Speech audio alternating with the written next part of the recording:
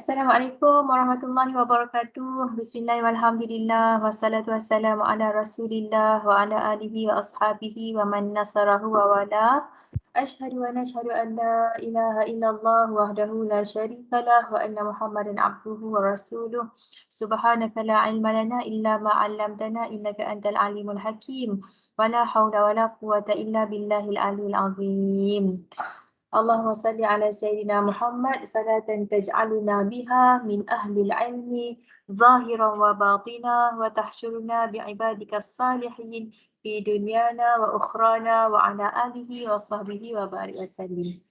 Alhamdulillah, syukur kepada Allah kita bertemu lagi untuk minggu yang ke-7, yang ke-8. Dan kita nak masuk bab yang ke-6. Ya, bab yang ke-6 ni berkait rapat dengan konsep insan yang telah kita belajar pada minggu lepas, yang mana konsep yang kita nak fokus pada hari ini ialah konsep sa'adah. Sa'adah ni maksudnya apa? Kebahagiaan. Okey, jadi Ustazah akan pergi satu persatu slide yang disediakan oleh Ustazah Siti Fairuz dan kita akan buat perbincangan selepas ni insya-Allah. Okay, jadi Ustazah pergi dulu, isi kandungan dia kita nak tengok apa makna dan tujuan kehidupan, apa makna saadah, apa tingkat-tingkat jiwa kita, apa tips dan juga tanda kita bahagia. Dan apa cabaran untuk mencapai kebahagiaan. Dan salah satu cabaran yang kita fokuskan dekat dalam slide kita ni ialah cabaran tentang salah faham tentang konsep kebahagiaan. Apa beza seronok dengan bahagia? Okay. Dan kenapa bagi Barat tidak ada kebahagiaan yang hakiki sedangkan dalam Islam memang ada kebahagiaan yang hakiki dan kebahagiaan yang hakiki itu adalah mungkin, adalah possible, adalah dalam kemampuan manusia untuk mencapainya. Okay, jadi itu antara perkara-perkara penting yang kita akan bincangkan. Jadi Ustazah mulakan dulu dengan subtopik yang pertama, apa itu bahagia? Jadi bahagia ni ataupun dalam bahasa orang putihnya, biasa orang panggil happiness, kegembiraan, happiness, kebahagiaan. Okey, jadi semua orang kalau kita tanya dia nak tak bahagia, semua orang nak bahagia. Jangan kata orang, semua makhluk yang ada kat muka bumi ni memang nak bahagia, tak nak sedih, tak nak derita. Jadi konsep bahagia ni ialah menurut pandangan masing-masing. Dan pandangan alam, kan kita dah bincang pasal pandangan alam yang berbeza akan membentuk pemikiran dan juga tindakan yang berbeza. Jadi kalau orang tu difaham kebahagiaan itu hanya untuk memenuhi domain jasadiah saja, domain jasadiah, maka dia akan capai tak kebahagiaan yang sebenar. Jadi persoalan yang penting dalam bab kebahagiaan ni, satunya ialah apa itu bahagia. Yang kedua, apa yang hendak dibahagiakan. Dan elemen mana yang sebenarnya merasa bahagia. Okay? Itu antara perkara-perkara yang mesti kita bincangkan supaya kita tidak terikut definisi bahagia yang dipegang oleh Barat. Okay? Okay, kita pergi satu persatu. Ustazah go through lah bahan yang telah disiapkan oleh Ustazah Siti Fairuz ni kan. Mana satu pilihan yang membuatkan anda rasa bahagia? Maksudnya pilihan yang bagaimana? Pilihan sama ada yelah ini K-pop ke? Ini Ustazah pun tak tahu ni kenapa Ustazah Fairuz letakkan gambar ni. Tapi Ustazah fikir kebahagiaan yang bagaimana? Adakah kebahagiaan dengan berjoget, berseronok macam ni ataupun kebahagiaan yang macam ni? Ustazah tak pasti ni apa dia punya signifikannya gambar-gambar ni. Mungkin dari sudut jenis lagu, kata-kata, mana yang lebih membahagiakan, macam tu lah ya. Jadi Ustazah macam tidak ada jawapan yang tuntas tentang apa signifikannya dua gambar ni. Tetapi Ustazah tinggallah kepada awak untuk membuat penilaian mana yang kita rasa antara gambar satu dan gambar dua ni, mana yang lebih membahagiakan rohani kita. Okey, jadi kita pergi kepada ni. Makna dan tujuan kehidupan. Ini Ustazah go through dulu bahan Ustazah Fairuz tau. Nanti kalau apa-apa yang Ustazah rasa macam Ustazah nak tambah, Ustazah akan bagi nota tambahan lah. Okey, untuk bacaan semua, untuk rujukan semua. Okey, makna dan tujuan kehidupan kita dah belajar dalam minggu lepas tentang tujuan kehidupan kita ni. Macam ni, satu perkara hanya dianggap sebagai bermakna bila dia memenuhi tujuan penciptaan. Ustaz dah tunjukkan contoh minggu lepas tentang gunting. Gunting tu kalau gunting emas sekalipun, tapi kalau dia tidak dapat memenuhi tujuan penciptaan dia untuk memotong kertas, untuk menggunting, maka dia tidak menjadi gunting yang bermakna. Sebab dia tidak memenuhi tujuan penciptaan dia. Jadi apa maknanya kita dihidupkan kat dunia ni? Dia sangat bergantung kepada kita dapat memenuhi atau tidak tujuan penciptaan kita. Dan tujuan penciptaan kita memang banyak kalilah kita ulang kan, sebab kadang-kadang kita macam hilang fokus, hilang matlamat hidup sehingga kita macam tak nampak apa tujuan sebenar kehidupan kita ni. Memanglah lepas tadi nak kerja, nak kumpul duit, nak kahwin, nak bina keluarga, nak ada kerjaya. Tetapi itu semua ialah perancangan kita yang mesti kita inlinekan dengan matlamat kehidupan kita kat dunia ni, iaitu sebagai hamba dan juga khalifah. Jadi kalau nak kerja, kerja apa? Nak kerja engineer, nak kerja businessman, nak buka bisnes apa-apa saja kan. Tapi tujuannya apa? Kenapa nak jadi engineer? Kenapa nak jadi businessman? Jadi tujuan yang akhir sekali haruslah memenuhi kriteria ataupun haruslah memenuhi tanggungjawab kita ni sebagai hamba dan juga khalifah Allah. Okey, jadi ni Ustazah tak nak lama-lama kat sini lah, melainkan kalau macam ada soalan yang ingin ditanyakan, silakan tanya nanti. Okay, jadi sa'adah ni ialah dalam bahasa Arab, sa'adah, kebahagiaan. Lawan dia ialah syaqawah. Syaqawah ni ialah penderitaan.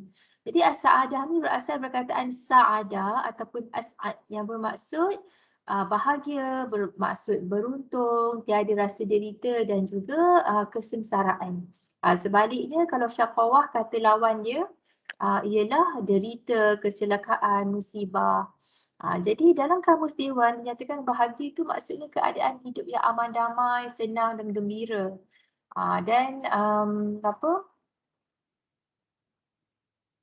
Dan kebahagiaan ini adalah perasaan dan ketenteraman tanpa ada rasa gelisah. Okey.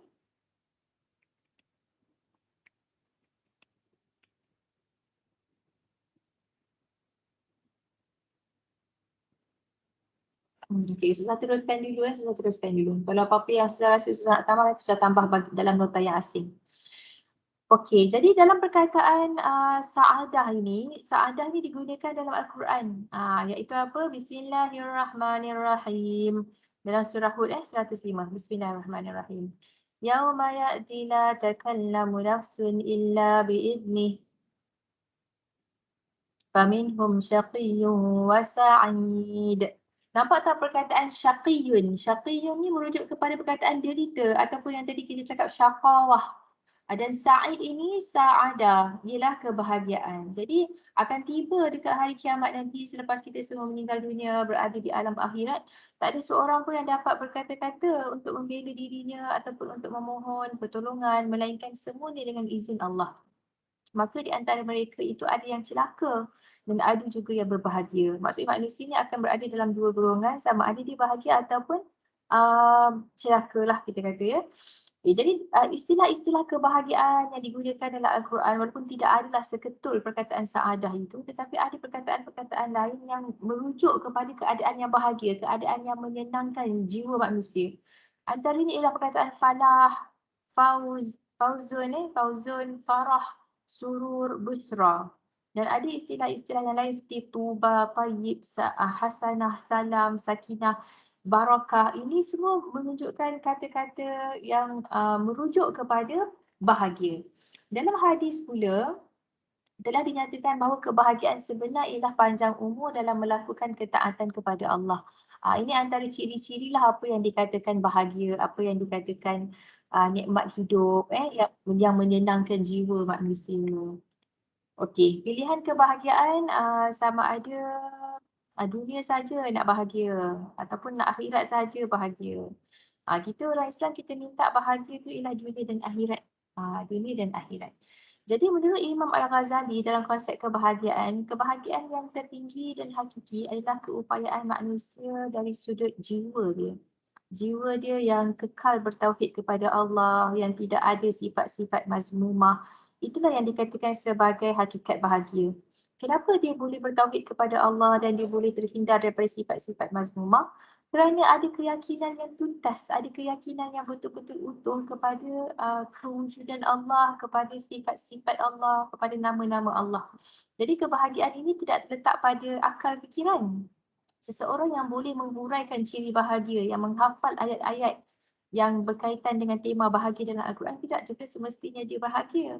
Jadi orang yang boleh bercakap tentang bahagia dan boleh menilai orang ni bahagia ataupun tidak semestinya dia sendiri pun bahagia. Sebab apa bahagia itu bukan terletak pada akal fikiran tetapi bahagia itu terletak pada jiwa dan pada roh. Dan keadaan jiwa dan roh ini dia hanya akan berbahagia apabila dia menepati fitrah. Kalau macam burung diletakkan dalam sangkar emas, sangkar tu mahal, hari-hari diberikan makanan. Cuba kita fikirkan kalau kita jadi burung, kita bahagia tak? Kita tak bahagia sebab sangkar itu terbang lompat-lompat kecil-kecil dekat dalam sangkar yang kecil walaupun sangkar emas. Bukan fitrah kita, kita tak dijadikan dalam fitrah yang begitu. Bukan kita lah burung, kalau kita jadi burung lah masuk ustazah ni. Jadi burung ni fitrahnya apa? Dia suka terbang bebas, tak nak terbang bebas dekat langit kan. Macam mana lah, apalah feel-nya untuk terbang lompat-lompat sikit-sikit dalam sangkar yang kecil. Jadi walaupun dalam sangkar emas kita yakin bahawa burung tu sebenarnya tidak bahagia. Burung itu tidak bahagia. Jadi manusia ni hanya akan bahagia apabila dia menepati dengan fitrah dia. Jadi fitrah manusia ni berbalik kepada konsep roh, konsep insan yang kita belajar minggu lepas, bahawa sifat roh ni ialah baik, suci dan mulia. Jadi hanya apabila manusia ini berada dalam keadaan roh yang baik, roh yang suci, roh yang mulia, maka dia akan mencapai kebahagiaan. Walaupun jasad dia tak cantik, jasad dia tak handsome, walaupun keadaan kehidupan dia kurang kaya kita kata. Tetapi atas dasar roh tadi tu yang menjadi fitrah asal dia tadi tu, roh yang baik, suci dan mulia tadi, itulah yang akan membahagiakan dia. Jadi bagaimana nak dapat bahagia tu? Tentunya kena kenal Allah, kenal diri, kenal hakikat dunia, kenal hakikat akhirat. Ini kita tak dapat nak elak lah. Katakanlah kita nak mencari kebahagiaan dengan mendengar muzik, kebahagiaan dengan menyayangi orang, kebahagiaan dengan melakukan apa yang kita suka. Ada setengah orang dia suka snorkeling, ada setengah orang dia suka hiking. Dia cari kebahagiaan tu pada perkara-perkara yang macam tu. Dia akan dapat kepuasan, tetapi kepuasan dia ialah kepuasan yang sementara sifat dia sebab tidak, kita kena tanya, adakah hiking itu fulfill tak kepuasan rohaniah dia?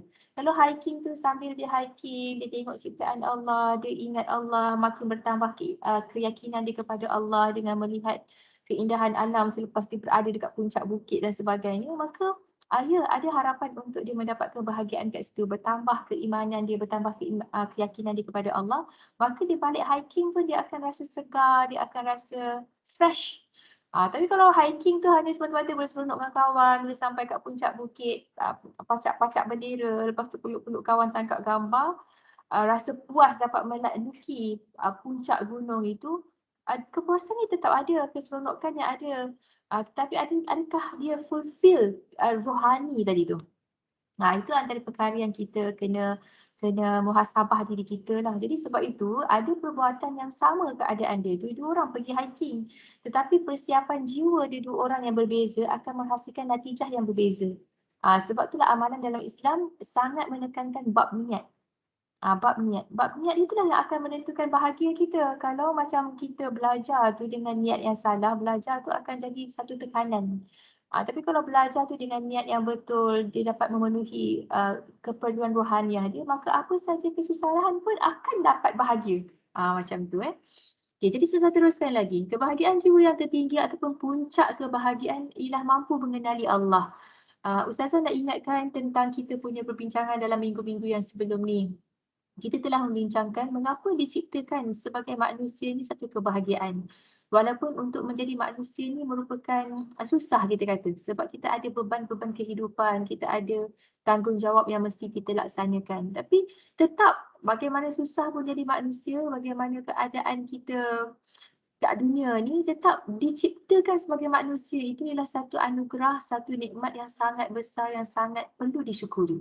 Jadi Ustazah tanya kenapa diciptakan sebagai manusia ni satu nikmat yang mesti disyukuri. Kita dah bincang hari itu, kita kata bahawa hanya apabila kita diciptakan maka kita ada peluang mengenal pencipta. Hanya apabila kita diwujudkan maka kita ada peluang untuk mengenali yang mewujudkan. Yang wujud dan yang mewujudkan. Siapakah yang wujud dan yang mewujudkan itu? Itulah dia Allah. Yang mana Allah itu ialah wujud hakiki. Allah lah kewujudan teras pada kewujudan yang lain. Maksudnya Allah dah tempat kita bergantung untuk terus wujud. Kita ni wujud tetapi wujud kita diwujudkan. Allah wujud Allah ialah wujud yang hakiki. Tidak bergantung harap kepada sesiapa pun. Maka dengan mengenali zat yang hebat ini, zat yang menciptakan ini, zat yang penuh kasih sayang ini, itulah dia kemuncak kebahagiaan jiwa manusia. Sebagaimana jiwa dan juga roh mendapat kebahagiaan ketika mana alam roh bala syahidna. Okey. Jadi sebab itulah tak ada orang yang dapat mencapai kebahagiaan kalau dia tak kenal Tuhan dan kalau dia tak connect dengan Tuhan. Jadi sebab itulah kunci dan juga kita kata rahsia untuk mencapai kebahagiaan itu mestilah ma'rifatullah. Ma'rifatullah ni kan awak, dia bukan sekadar kunci kebahagiaan, dia kunci keselamatan dunia akhirat, kunci kemenangan, kunci kemuliaan. Itulah dia ma'rifatullah, mengenali Allah. Yang mana mengenali Allah itu akan membawa kita kepada tauhid kepada Allah. Jadi bila kita kenal Allah, kita ada hubungan dengan Allah, maka apa sahaja dekat dunia ni tidak lagi menjadi keperluan. Sebab kita tahu apabila kita mengenali Allah dan kita bergantung harap kepada Allah, Allah yang akan memenuhikan memenuhkan apa sahaja keperluan kita, sama ada keperluan zahir, kehidupan material ataupun keperluan batin. Keperluan batin ini merujuk kepada rohani kita. Keperluan untuk dijagai, dilindungi, terhindar dari perasaan takut, terhindar dari perasaan bahaya. Okay. Jadi itulah dia puncak kebahagiaan ialah ma'rifatullah. Jadi kalau kita dengar muzik kan, kita dengar muzik, kita buat hobi-hobi kita main game, kita macam-macam lah kita buat, kita layan Facebook, layan Reddit, layan Twitter dan sebagainya. Kita kena tanya adakah perkara ini akan memberikan kebahagiaan. Mungkin dia akan memberikan kita satu escape, satu melarikan diri daripada kesesakan tugas harian, kesibukan tugas harian. Tetapi adakah dia memberikan kepada kebahagiaan kita? Itu perkara yang kita tengok. Dia akan memberi bahagia kalau dia connect dengan elemen ma'rifatullah. Jadi nak tengok TV, tengoklah TV. Tetapi lepas tengok TV, lepas tengok filem dan sebagainya, apa yang kita boleh connectkan dengan ma'rifatullah kat situ? Bagaimana kita nak menjadikan jalan cerita tu makin menyebabkan kita kenal Allah, makin kita mengagumi Allah. Macam tu Okey, baik. Konsep kebahagiaan menurut Prof. Nakil Al-Atas terdapat dalam 3 perkara. Dalam 3 perkara iaitu apa? Iaitu nafsiyah, iaitu diri, badaniah dan juga persekitaran. Jadi ada satu cerita yang popular waktu peperangan Gaza dengan Israel ni. Yang mana tunang dia rasa sangat bahagia apabila dia punya tunang yang perempuan ni syahid, ditembak ataupun kena bom ke apa saya tak ingat, tapi nak katanya dia rasa macam satu kesyukuran apabila dia punya kekasih ni meninggal dunia, kerana dia kata dia akan mendapat kebahagiaan yang kekal dekat akhirat. Jadi konsep bahagia orang Islam dia tidak difahami oleh orang yang bukan Islam, dia tak faham. Kenapa dengan kematian itu memberikan satu senyuman? Kenapa dengan tangkap macam ni memberikan satu senyuman? Ini semua bergantung kepada apa yang kita fikir, apa yang kita pandang. Okey, kat sini agak ringkas, Ustazah akan berikan lagi catatan nota tentang konsep kebahagiaan dalam Prof. Al-Atas. Dia lebih daripada 3 perkara ni saja. Tingkatan-tingkatan jiwa. Jadi jiwa kita ni ada amarah, ada lawamah dan juga mutmainnah. Amarah ni ialah tak ada benda yang baik lah. Semuanya sangat rendah, hampir kepada sifat-sifat kebinatangan. Manakala lawamah ni ialah sifat yang sekejap menyesal, sekejap buat balik. Ini pun baik tetapi tidak selamat lagi. Yang jiwa yang selamat ialah jiwa mutmainnah, iaitu jiwa yang sangat tenang, yakin, kuat kepada Allah. Okey, macam surah Al-Fajr ketika mana Sayyidatina Khadijah meninggal dunia, turun ayat Bismillahirrahmanirrahim, ya ayyatuhan nafsul mutmainnah irji'i ila rabbiki radiyatan mardiyah fadkhuli fi ibadi wadkhuli jannati. Inilah benda yang kita nak dapat. Kebahagiaan jiwa yang tenang, yang sakinah, yang puas, yang puas bukan puas nafsu tu, puas kerohanian tu. Okey. Okay, jadi puncak bahagia ialah nafsu mutmainnah. Walaupun dalam perbahasan ulama tasawuf ada lagi tingkat dia, ada 7 tingkat sampai kepada nafsu kamilah, nafsu yang sempurna. Tetapi Ustaz tak nak pergi in depth sangat, cukup kepada yang lazim kita tahu, iaitu nafsu ammarah bisu, nafsu lawamah dan juga nafsu mutmainnah. Okey. Ini ayat yang Ustazah bacakan tadi. Jadi apa tips kebahagiaan dalam Islam? Mestilah Allah Ta'ala turunkan kita ni untuk membahagiakan kita. Manusia memang untuk diuji. Bila manusia diciptakan dekat dunia ni, manusia diuji. Nak tengok siapa yang memenuhi perjanjian di alam roh. Siapa yang memenuhi expectation Allah sebagai expectation Allah kepada manusia sebagai khalifah Allah dekat muka bumi ni kan.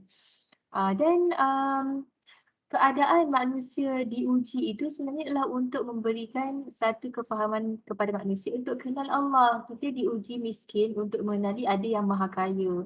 Kita diuji dengan sakit kerana untuk mengenali ada yang maha menyembuhkan. Jadi ujian-ujian tu bukannya kosong, bukannya ujian yang saja sia-sia saja nak bagi manusia susah.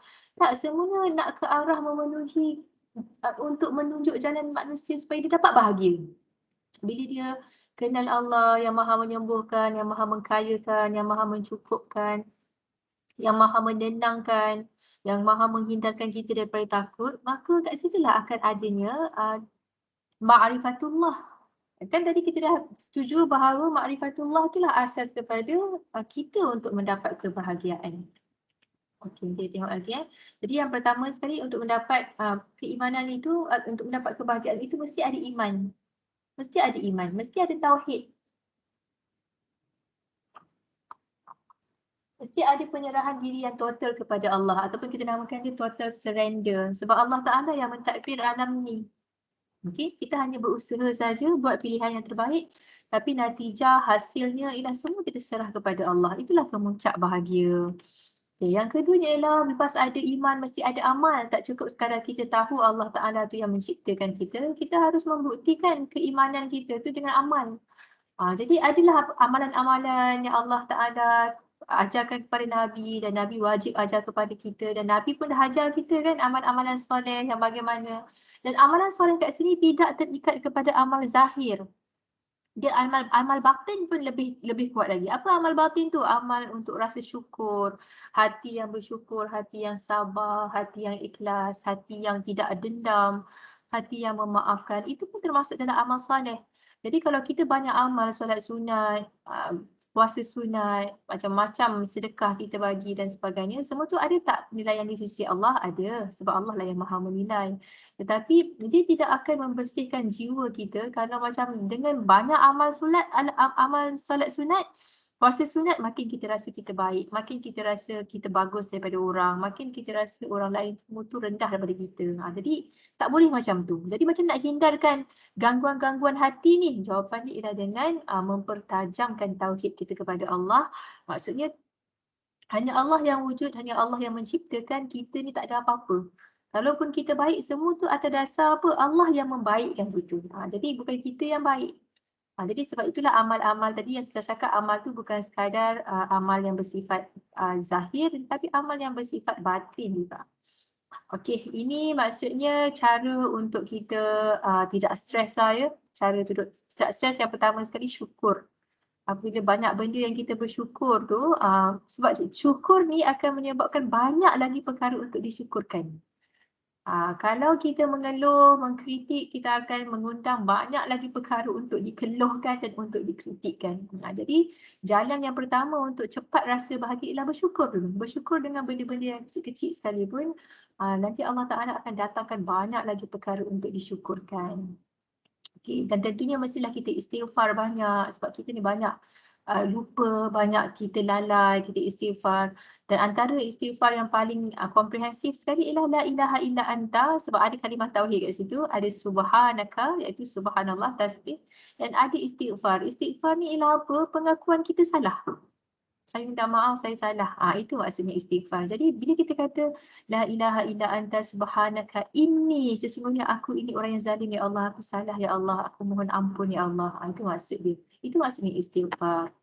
Okey? Rasa menyesal. Ini doa-doa, antara doa-doa yang baik untuk kita amalkan. Doa bila kita ditimpa musibah, Bukan mati saja kita nak sebut innalillah, barang hilang, aksiden, apa saja yang tak seronok lah kita kata, kita baca innalillah wa inna ilaihi raji'un. Kita datang dari Allah dan kepada Allah juga kita akan kembali. Ya Allah, gantikanlah apa musibah ni dengan sesuatu yang lebih baik. Macam tu. Allahumma ajurni fi musibati wa akhlif li khairan minha. Okey, itu satu. Yang kedua ada doa Sayyidatina Fatimah Nabi ajar. Ketika mana Sayyidatina Fatimah ni dia tak ada orang gaji, dia urus sendiri rumah tangga dia, maka dia mengadu kepada Rasulullah, dia penat. Maka Rasulullah ajarkan dia zikir Fatimah, iaitu apa? Subhanallah 33 kali, Alhamdulillah 33 kali, Allahu Akbar 33 kali sebelum tidur. Yang mana Nabi kata zikir ini Fatimah lebih baik daripada apa sahaja pembantu yang ada dekat dunia ni. Maka Fatimah pun amalkan. Ada juga doa yang lain, doa yang Rasulullah ajar kepada Sayyidatina Fatimah radhiyallahu anha, ya hayyu ya qayyum bi rahmatika astaghith aslih li sya'ni kullah la takilni ila nafsi tarfata ain wa la aqalla min dhalika ya ni'mal mujib. Wahai yang maha hidup, yang maha kekal, dengan rahmatmu aku memohon pertolongan, perbaikilah keadaan hal ehwal aku ni seluruhnya. Inilah hal ehwal belajar, hal ehwal hubungan dengan mak ayah, hubungan adik-beradik, hal ehwal menguruskan emosi diri sendiri, hal ehwal menunaikan tanggungjawab seharian. Kita minta Allah Ta'ala tolonglah, maksudnya baikilah hal ehwal kita ni. Dan jangan sesekali meninggalkan diri kita kepada diri kita sendiri. Ini doa yang bagus ya. Jangan sesekali, ya Allah, janganlah engkau tinggalkan aku. Takil ni engkau tinggalkan aku kepada diri aku sendiri. Sebab apa, kita pun tak tahu apa yang terbaik untuk diri kita. Dan kita ni pun ada kelemahan dari sudut kita ni, kejap rajin, kejap malas, kejap ada mood, kejap tak ada mood. Jadi tolonglah ya Allah, jangan tinggalkan diri aku ni kepada diri aku sendiri. Walaupun sekadar kerdipan mata. Dan ada doa yang panjang sikit, ditambah lagi, wala takilni ila nafsi tarfata ainin wala aqalla min dhalik. Walaupun lebih sikit daripada kedipan mata pun janganlah macam tinggalkan diri kita ni kepada diri kita sendiri. Ya Allah, tolonglah uruskanlah kehidupan aku ni ya Allah. Ini antara perkara-perkara lah supaya kita mendapat kebahagiaan. Okey, apa indikator kepada bahagia? Indikator kepada bahagia ialah tenang, tidak keluh kesah, tidak berlama-lama dalam emosi yang negatif. Emosi negatif tu ialah apa? Emosi marah, emosi dendam, emosi tak seronok, sedih, menyesal yang keterlaluan, menyesal yang tidak baik. Menyesal yang baik ni ialah menyesal yang kita rasa bersalah dan kita rasa kita bangkit untuk betulkan kesalahan kita. Tapi kalau menyesal yang sampai rasa tak seronok dengan diri sendiri, menyampah kat orang, menyampah kat diri sendiri, itu ialah menyesal yang telah dipermain-mainkan setan. Jadi kita nak kebahagiaan lah, ketenteraman. Dan ini antara tanda-tanda dia lah. Seterusnya kita mendapat nikmat dan juga rahmat. Cuma apabila kita mendapat nikmat dan rahmat ini, kita harus macam muhasabah juga. Sebab ada keadaannya kita namakan dia sebagai istidraj. Maksudnya nikmat untuk menjauhkan. Jadi macam mana kita nak pastikan nikmat itu bukan untuk menjauhkan kita dengan Allah? Kita tanya balik diri kita, nikmat tu kita gunakan tak untuk makin dekat dengan Allah? Ada tak kita bertambah syukur? Kalau tak bertambah syukur, kita istighfar dan kita mohon Allah untuk kita jadikan apa saja nikmat ni untuk menjadi batu loncatan untuk lebih rapat dan lebih ingat Allah lagi. Amal soleh, bantu orang lain. Ada satu keadaan apabila seseorang itu dia banyak zikir, banyak amal soleh tapi jiwa dia masih lagi tak tenteram, jiwa dia masih lagi keluh kesah, maka dia adukan kepada guru dia, wahai guru, saya dah zikir, saya dah selawat, saya dah istighfar, tapi tetap jiwa saya keluh kesah, ada something yang tak settle dalam jiwa saya. Jadi guru tu kata, okey kalau macam tu stoplah. Stoplah zikir, stoplah puasa sunat, kau benda stop, pergi keluar, pergilah cari apa-apa sahaja orang untuk awak berikan khidmat kepada orang tu. Kalau ada duit, bagikan duit. Kalau ada pertolongan tenaga, bagikan tenaga. Itu yang dinamakan sebagai amal ibadah sosial. So apa saja yang kita beri kepada orang, melihat orang bahagia akan membahagiakan kita. Melihat orang tenang akan menyenangkan kita. Jadi sebab itu guru dia kata, okey dah cukup untuk amalan kamu ni, tak payah zikir lagi dah, pergilah buat apa-apa saja khidmat untuk bagi pada orang. Jadi dia buatlah apa-apa saja khidmat, sama ada dia nak bersihkan masjid ke, dia nak tolong orang susah ke, dia nak tolong angkatkan barang ke, buat free service kepada orang lain. Itu pun sebahagian daripada cara-cara untuk mencapai kebahagiaan. Kita nak masuk sikit dengan budaya hedonism sebab kita kat sini ada salah faham apa ertinya seronok dan juga apa ertinya bahagia. Rata-rata orang mencari keseronokan tetapi keseronokan yang tidak membahagiakan, ya, pergi club, clubbing, kita kata apa, jadi playboy contohnya kan.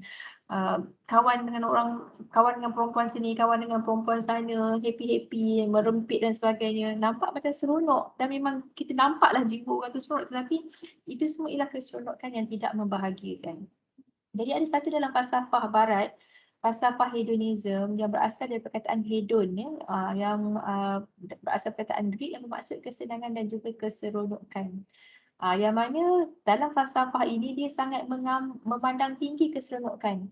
Etika ialah nilai baik dan buruk. Jadi nilai baik dan buruk itu sangat ditentukan oleh seronok ke tak seronok. Kalau tak seronok dia dianggap sebagai tidak bagus. Kalau dia menyeronokkan jiwa manusia, manusia rasa puas, rasa seronok dengan perkara itu, itulah yang dianggap sebagai bagus. Jadi keseronokan itu ialah kebaikan yang tertinggi yang manusia mesti capai. Dan keseronokan kat sini ialah hanya terhad kepada unsur-unsur nafsu, unsur-unsur jasadiah saja. Tidak termasuk dalam bab-bab rohaniah lah. Dalam falsafah barat ni mana ada dia nak bincang pasal spiritual rohaniah tu, tak ada. Okey. Satu segi kita faham bahawa orang barat sedang mencari-cari juga apakah yang dikatakan bahagia, tetapi apabila mereka menolak elemen roh ini, elemen spiritual, elemen ketuhanan, mereka tidak akan jumpalah. Sebab itulah keseronokan bagi mereka ialah apa sahaja yang memuaskan jiwa, memuaskan nafsu, walaupun mungkin bertentangan dengan fitrah. Jadi nak jadi gay itu seronok contohnya, maka jadilah gay. Maka gay itu tidak menjadi satu masalah. Sebab yang penting dia happy, dia seronok. Okey, itu yang perkara-perkara yang kita mesti aware lah, mesti kita peka dalam perkara ni. Okey, jadi tadi kita dah cakap hedonism ni ialah kebaikan hanya berdasarkan kepada keseronokan semata-mata. Dan kesan dia hilanglah budaya ilmu. Hidup kita ni hanya nak berseronok saja. Tak ada cita-cita. Tak adalah kita nak cakap hidup sebagai hamba dan khalifah, tak ada. Memang tidak akan ada sebab yang seronok tu yang baik. Jadi suka hati lah nak buat apa. Pergaulan bebas ke, buat pertandingan-pertandingan yang macam yelah, yang membuang masa, yang merosakkan, seolah-olah hidup ni tak ada apa-apa tujuan melainkan nak seronok. Ni semua tipu daya syaitan lah, ya, yang masuk dalam falsafah-falsafah barat ni. Jadi bila kita ada hedonism ni, dalam masyarakat kita ada hedonism, dia sangat mementingkan keseronokan, tapi keseronokan yang tidak terbatas, keseronokan yang bercanggahan dengan fitrah, maka dia macam membebaskan manusia untuk buat apa yang dia suka, maka kejahatan akan bertebaran. Okey, dan kehidupan manusia ni tidak akan cakaplah kita nak cakap pasal membina tamadun yang sejahtera ke, membina peradaban yang baik ke, ada matlamat-matlamat hidup untuk mencapai kemuliaan di dunia dan di akhirat. Tidak akan masuklah perkara-perkara itu apabila hedonism ini membelit pemikiran manusia. Jadi ada beza antara keseronokan dan juga kebahagiaan. Keseronokan ini merujuk kepada fun. Tapi kalau kebahagiaan tu ialah happiness. Kadang-kadang benda yang fun-fun tu hanya bersifat sementara saja. Tapi kalau happiness tu ialah ketenangan. Maksudnya kat mana pergi pun kita rasa tenang, kita rasa serene. Maksudnya kita rasa macam tenanglah, sakinah. Okay. Kenapa tidak ada kebahagiaan hakiki dari perspektif barat? Yang pertama sekali, barat dia tidak ada konsep akhirat. Bagi dia ialah yang penting sini dan kini. Sini dan kini itu bukan maksudnya nak present. Sini dan kini ni maksudnya merujuk kepada alam dunia. Jadi apa saja selepas mati itu tidak termasuk dalam perkiraan mereka, tidak masuk dalam pertimbangan mereka. Jadi bila dunia ni dianggap sebagai medan kehidupan yang satu-satunya ada, maka kat situlah pentingnya untuk mencapai kebahagiaan, keseronokan yang paling puas sekali ketika di dunia. Sebab bagi mereka hidup itu sekali saja, jadi fulfill everything yang kita nak dekat kehidupan kita yang kat dunia ni. Sebab bagi mereka tidak ada konsep akhirat, tidak ada konsep Tuhan, tidak ada konsep keagamaan. Jadi sebab tu tidak akan ada kebahagiaan yang hakiki dalam perspektif barat.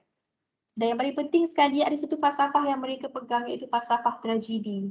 Falsafah tragedi ni ialah dunia ni satu tragedi. Diciptakan dekat dunia ni satu tragedi. Bayangkan kita dalam Islam diciptakan dalam dunia ni satu anugerah. Walaupun satu ujian tapi dia tetap satu anugerah, satu nikmat yang tertinggi. Tetapi bagi barat ni tragedi, Tuhan nak main-mainkan manusia. Kalau dalam falsafah Kristian lagi raya, manusia dijadikan dekat dunia ni dengan original sin, dengan dah ada dosa. Sedangkan Nabi kata setiap manusia dilahirkan dekat dunia ni yuladu ala fitrah. Dia dilahirkan dalam keadaan fitrah ikut mak ayah dia lah untuk mewarnakan anak tu dengan nak jadikan majusi ke Nasrani ke Yahudi ke macam mana kan. Jadi ada falsafah tragedi. Dunia ni satu tragedi. Tragedi Oktober. Okey. Konsep kebahagiaan barat. Jadi bila ditolak bab nafsu, tolak elemen roh, bila ditolak elemen akhirat, tolak elemen roh, tolak elemen ketuhanan keagamaan, maka apa yang ada ialah hanya berkaitan dengan yang bersifat zahir sajalah. Itu yang kita tengok macam nampak kehidupan yang glamour, yang kaya, yang bahagia tetapi ending dia macam ni ya.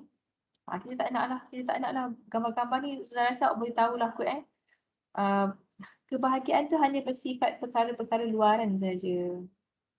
Okey. Jadi termasuklah juga kebahagiaan ataupun keseronokan yang dicari itu ialah pergaulan bebas antara lelaki dan perempuan, sama ada lelaki dengan lelaki, perempuan dengan perempuan, maksudnya pergaulan secara songsang. Dan semua ini akan memberikan natijah yang buruk kepada kesihatan dan juga keimanan. Ya, maksudnya orang yang berzina ni sebenarnya dia akan ada tekanan-tekanan emosi, tekanan-tekanan selain daripada dari segi spiritualnya barakah hilang, cahaya wajah akan hilang, barakah kehidupan hilang. Tetapi pada badan pun akan ada penyakit-penyakit yang menderitakan manusia. Okay? Jadi inilah contoh ketagihan games, bagaimana otak kita ni berfungsi. Okay, ni awak boleh baca sendirilah. Nak katanya bagaimana konsep kebahagiaan yang sebenar yang kita nak cari. Sama juga kalau hiburan berlebihan, movie yang berlebihan. Cuba kalau awak satu hari awak tengok 5 movie straight. Apa yang berlaku pada diri awak? Ustazah pernah try movie, kita tengok movie straight lah lepas satu cerita. Malam tu susah collapse. Sebab kita tengok movie nampak macam kita nak berhibur, kita nak release tension kan. Tapi sebenarnya movie tu, kalau movie tu movie yang berat, movie yang macam dia tarik kita punya, dia sedut kita punya emosi, last kali kita pun akan berat. Dan movie yang berat memenatkan pula. Tengok Maharaja Lawak nampak macam tak ada apa-apa pula matlamat dia pula kan. Jadi pandai-pandailah kita mengimbangkan. Tengok movie boleh, bukan tak boleh sebab dalam movie ni pun ada dia punya mesej-mesej yang bagus untuk kita muhasabah, untuk kita renungkan. Tetapi jangan berlebihan lah. Jangan berlebihan. Okey, seterusnya sama juga dengan dadah, dengan arak yang menyebabkan ketagihan-ketagihan ni. Dia ketagih bukan maksud bahagia tau. Dia hanya dapat puaskan dia punya keperluan untuk menagih dadah, menagih arak. Tetapi selepas hilang benda tu, dia hilang kebahagiaan. Jadi kita jangan terjebaklah, kita minta Allah untuk hindarkan kita lah daripada perkara ni. Kalau ada yang dah terjebak, tolonglah jumpa Ustazah. Ada cara untuk kita macam bantu supaya kita boleh keluar. Bukan tak ada orang yang dah pulih daripada semua ketagihan-ketagihan ni. Sama juga kalau kita tengok dekat YouTube tu banyaklah kisah-kisah kita nampak dekat YouTube tu banyaklah tentang K-pop ni. Walaupun bukan sahaja dekat Korea, dia berlaku juga dekat barat. Yang mana tekanan-tekanan hidup sebagai artis ya. Netizen pun peminat-peminat mereka pun macam orang gila macam orang tak waras lah, maksudnya memang jadikan mereka ni idol, jadikan mereka ni berhala. Maksudnya apa saja yang baik sangat diminati, apa saja yang salah dikecam, sampai ada tragedi cyberbullying. Banyaklah kisah-kisah yang macam ni berlaku. Jadi semua ni menunjukkan tidak bahagia maksudnya aktor tu pun sebenarnya tak bahagia. K-pop idol tu pun sebenarnya tak bahagia sebab dia terpaksa terikat dengan keperluan orang. Hidup dia ditentukan oleh apa suka dan tak sukanya orang. Lepas tu yang fan dia pun, peminat dia pun tak bahagia sebab kalau macam dia punya idol tu buat salah ke, buat something yang tidak memenuhi expectation dia, dia dah rasa sedih sangat, dia dah rasa macam tak seronok, dia macam termimpi-mimpi nak jumpa dengan dia punya idol dia. Jadi dua-dua pun tak bahagia, peminat pun tak bahagia, yang diminati pun tak bahagia. Jadi inilah keadaan dunia yang confusing kita berada sekarang. Jadi sebab itulah pedoman kita, Nabi kata memang akan ada zaman yang sangat mengerikan. Zaman yang macam kalau kita ceritalah zaman kita ni kepada para sahabat akan rasa macam ada yang boleh jadi macam tu manusia ni. Dan kita pula bila dengar cerita-cerita sahabat kan, kita rasa macam ada yang orang yang beriman macam tu sekali. Satu rakaat habis 3 juzuk dalam satu rakaat contohnya, kita dengar macam bagi tu luar biasa. Jadi kita dengar cerita sahabat luar biasa. Sahabat kalau dengar cerita kita zaman sekarang, mereka pun rasa luar biasa. Memang Nabi kata akan ada zaman-zaman yang macam ni. Maka apa Nabi pesan kat kita? Pegang Quran dan juga sunnah. Dan peganglah kepada sunnah Khulafa Ar-Rasyidin sebagaimana kamu gigit sunnah tu dengan geraham kamu, dengan sungguh-sungguh. Tak nak lepas. Jadi kita kehidupan kita kat dunia ni memang pilihan kita. Tetapi dalam pilihan kita tu kita harus meneliti apakah kesan dan natijah di sebalik setiap pilihan. Jadi dalam ayat ini Allah Ta'ala berfirman, Bismillahirrahmanirrahim, wa ammal ladina fasaku fama'wahumun nar. Kullama aradu an yakhruju minha wa'idhu fiha wa qila lahum dhuqu 'adzaban nar alladhi kuntum bihi tukadzibun. Wa lanudhiqannahum minal 'adzabil adna dunal 'adzabil akbar la'allahum yarji'un. Dan sebaliknya orang-orang fasik berada dalam kediaman mereka di neraka. Setiap kali mereka nak keluar daripada neraka itu, mereka akan dicampakkan balik dalam neraka itu. Dan dikatakan kepada mereka, rasalah azab neraka yang kamu dustakan ketika kamu di dunia dulu. Okay? Dan demi sesungguhnya kami akan merasakan mereka sedikit dari azab dunia sebelum azab yang besar, supaya mereka rujuk kembali bertaubat. Jadi Allah Ta'ala tak tinggalkan kita terus dekat akhirat. Dekat dunia lagi Allah dah bagi hin, Allah dah bagi hidayah, Allah dah bagi gerak hati. Allah dah bagi ujian-ujian untuk kita kembali. Bukan untuk menyeksa kita, untuk kita kembali. Okey, ada satu lagi ayat tentang orang soleh pula dalam surah An-Nahl. Bismillahirrahmanirrahim. Man amila salihan min dzakarin aw untha wa huwa mu'min falanuhyiyannahu hayatan thayyibah wa lanajziyannahum ajrahum bi ahsani ma kanu ya'malun. Sesiapa yang beramal soleh dari lelaki atau perempuan dan dia berada dalam keadaan beriman, kami akan berikan dia, kami akan hidupkan dia dengan kehidupan yang baik. Kehidupan yang baiklah, serba-serbi kehidupan yang baik. Jiwa baik, keluarga baik, kehidupan baik semualah. Dan kami akan membalas mereka dengan memberi pahala lebih daripada apa yang mereka kerjakan. Itu yang bertunjuk kepada Allah itu Asy-Syakur, sangat berterima kasih, sangat menghargai amal yang sedikit tetapi penghargaannya begitu banyak sekali. Allah bagi pahala ganjaran. Jadi apa yang kita nak minta kat sini ialah Allah pun ajar kita. Allah ajar kita untuk doa dengan doa ni. Rabbana atina fid dunya hasanah wa fil akhirati hasanah wa qina adzabannar. Sebab yang kita nak tu ialah endingnya ialah husnul khatimah, pengakhiran dekat dunia ni baik dan kita berada dalam kehidupan yang baik dunia dan juga akhirat. Dan yang paling penting sekali terhindar daripada api neraka. Setakat sini dulu. Untuk soalan perbincangan, Ustazah nak minta awak cari apakah sebenarnya yang membahagiakan manusia. Buat urasan sikit. Apakah yang membahagiakan manusia dan apa plan awak untuk mencapai kebahagiaan tu? Jadi Ustazah nanti bila kita online, Ustazah nak panggillah sesiapa yang bertuah tu untuk dia nyatakan apa yang difaham tentang bahagia, apa yang membahagiakan manusia dan juga apa planning untuk mencapai kebahagiaan tu. Dan ini fokus kepada planning diri sendiri masing-masing. Jadi Ustazah sampai sini dulu, kita jumpa nanti dalam aktiviti bersemuka. Terima kasih. Assalamualaikum warahmatullahi wabarakatuh.